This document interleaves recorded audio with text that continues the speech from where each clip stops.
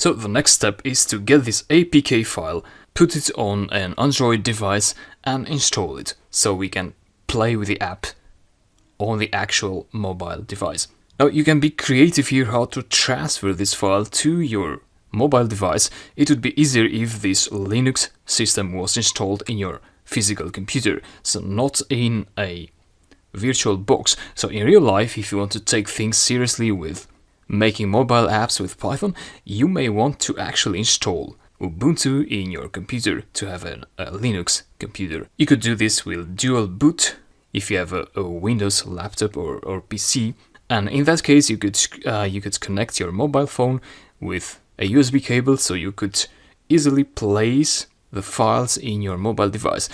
In this case, I want to have a general solution that works for everyone, so I'm going to upload this file into this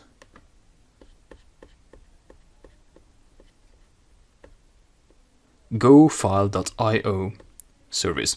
So click there and go to bin, that is the file, upload,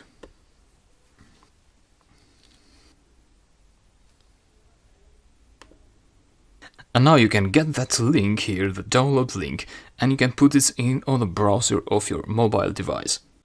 Hi, so let me show you now how to install the APK file on an Android device.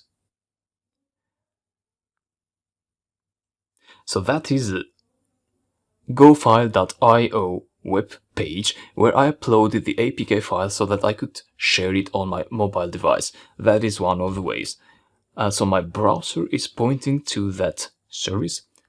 I'm going to go to download, press the download button.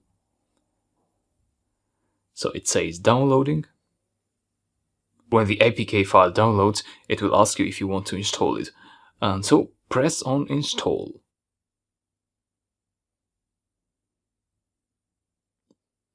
Android is prompting you if you want to install this app or not, because normally you don't want to install apps that you don't know where they came from for security reasons. So this app, we built this app, so we want to go to install anyway. And I got the message, app installed. If you want to send the app for scanning to Google, I don't want to do that, so don't send. So press done and go ahead and locate the app. So here is the app. I'm going to click it. It's loading. And so U1P1 login.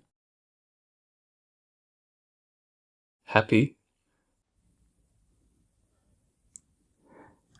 Click on Enlighten Me and you see the messages are displaying. So it's working. I hope this worked well for you. I hope you enjoyed the process.